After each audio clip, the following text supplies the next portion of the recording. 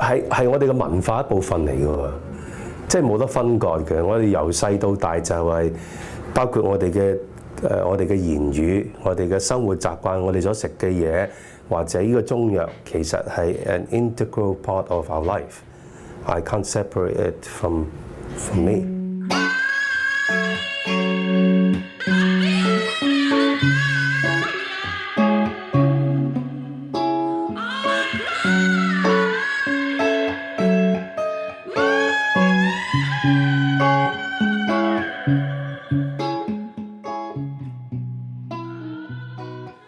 Imagine this. A small child with a head of thick raven hair gets an annoying cough and a drippy nose. At 5 or 6 years old, they are little over a meter in height, barely tall enough to see over an imposing object in the kitchen. If the child stands on the tips of their toes, they might be able to make out the image of someone very dear to them, laboring over an odorous pot of boiling herbs and water. Only a few hours ago, they were in a similarly pungent space, with jars packed full of dried herbs, fruits, seafood, insects, and more. Imagine this small child was sat down in a chair, or if they are particularly small, in their dear someone's lap, and made to face a doctor. The doctor took their pulse, the doctor looked at their tongue. The doctor wrote down a prescription, and then the doctor weighed out what looked like a cacophony of dried things and gave it to the child's dear someone. Now imagine the kitchen again. The child's dear someone pours the dark liquid into a bowl. The child takes a sip. It is bitter, but the child is told to drink it all, and so they do. This is a memory so ubiquitous, so obvious, as common as a common flu.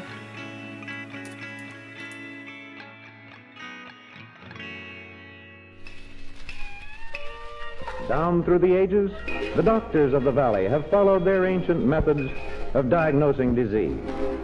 They have arrived at much of value in the treatment of the sick.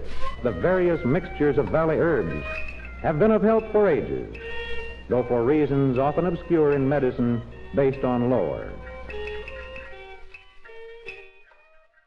For the ancestors, they all rely on Chinese medicine strongly. At that time, in Hong Kong, the people are so poor. When my mother was a kid, everyone very poor because they cannot get a good job, and then the salary is quite low. So they all cook the Chinese medicine by themselves, and then drink some tea instead of going to the doctor, because the doctors are so expensive, they can't pay for that. So they just usually rely on some herbs they pick on the field. That's how they survive there, by using the basic Chinese medicine.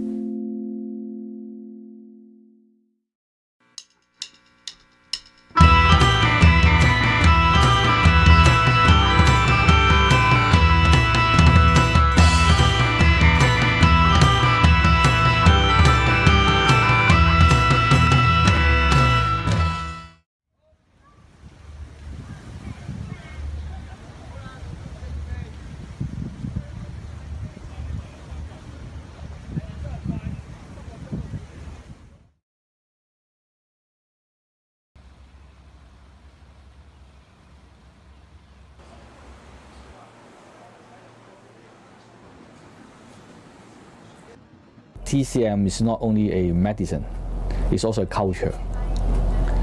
The Chinese culture. Even though I born in Hong Kong, I also may be trained and educated by the English system. I think most of Hong Kong people like that. Inside the body, we're still a Chinese, a blood of Chinese.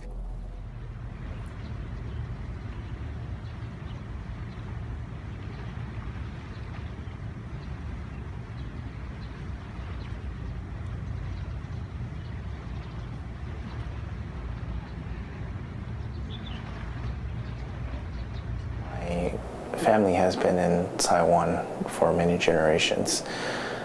our house is 5 stories. So we would live in the 4th floor, my uncles in the 3rd, my grandparents in the 2nd, and our 1st floor was a shop, a clinic. And the 5th floor is the rooftop. So that's where they, prepare the herbs and process and everything. So in the old days, they would go out and pick the herbs and then they would process at the top of the roof. Every day when you go down to 1st floor, when you go outside, there's always that smell. So it's always there. It's hard to describe. It's very pungent, strong, bitter smell. It's always a mixture of, because there's always hundreds of herbs, so it's always a mixture of everything. At a young age, before I came to Canada, so that's even 3-4 years old, I would steal the herbal honeys. My grandfather would process these honeys with herbs in it, and because this honey is always sweet, so I would, open the cover and then steal the honey and then eat the honey, and then I would always get in trouble for it, so they would always find out somehow. Yeah.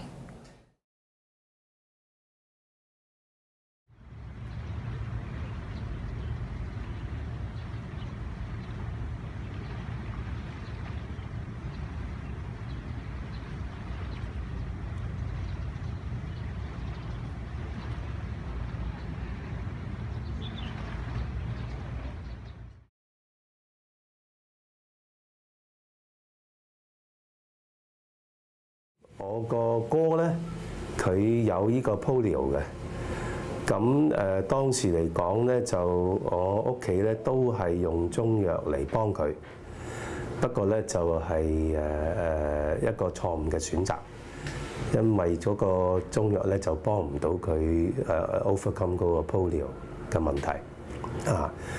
我爹哋咧就好唔好彩，佢嗰陣時候咧就個肝硬化。我個爺咧就堅持即係要用中藥去醫，咁於是乎我媽咪咧就即係不辭勞苦咁樣去幫佢睇中醫，攞咗好多中藥翻嚟。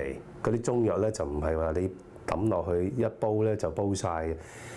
佢嗰啲中藥咧係好多嘅，每一包咧喺唔同嘅時間落嘅。於是乎咧，你就成日喺度睇住個煲藥，唔同嘅時間你就擺唔同嘅 ingredients 落去，咁嚟煲出嚟嘅。咁就我爹哋最後過身嘅嚇，嗰個中藥係幫唔到佢嘅嚇。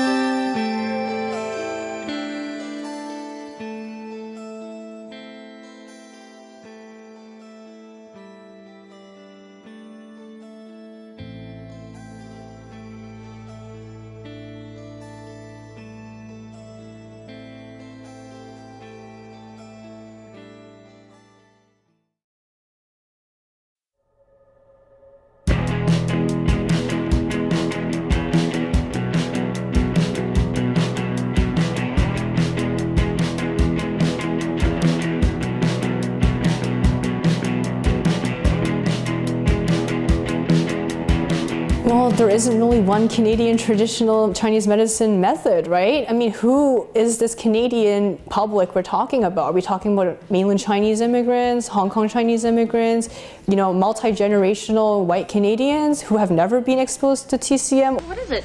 Well, it's a kind of tea. Well, it's made up of special herbs, and the formula has been carefully guarded and handed down from one generation to another. Mother, so that's what this is. Or just see it as some new age thing? I don't know. The fellow that told you this stuff sounds like a phony. Oh, Larry, don't be silly. Why, I saw letters tonight, read them with my own eyes, that testified that this tea had cured ailments exactly like mine. This now, stuff... Larry, I know exactly what's wrong with me, and I'm convinced that I have the cure right here. So why should I bother going to Dr. Evans?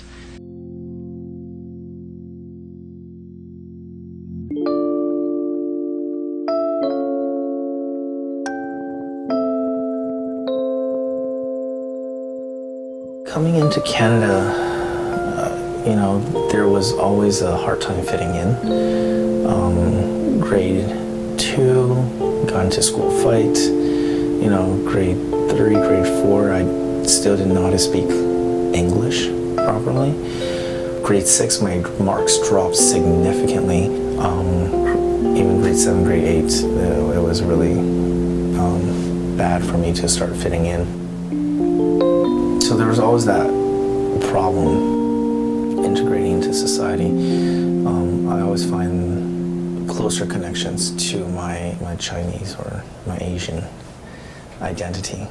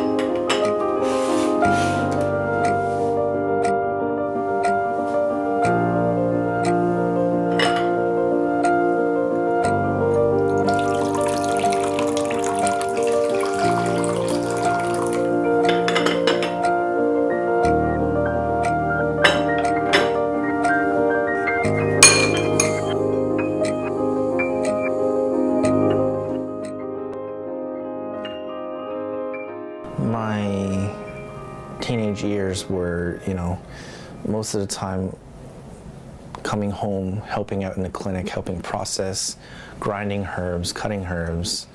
You know, after my dad put in the needle, I would take out the needles. So it's always this helping out in the clinic process. Now looking back, I learned a lot during this process. I learned about, you know, human body. I learned about herbs, and I learned about herbal processing. At that time, it was just chores. So, you know how kids would wash the dishes and, you know, mow the lawns. Mine was to cut the herbs, dry the herbs, make the whole house smell like herbs, and it was really smoky, especially when we processed that evening. My bedroom would be very smoky with all the herb dust in the air.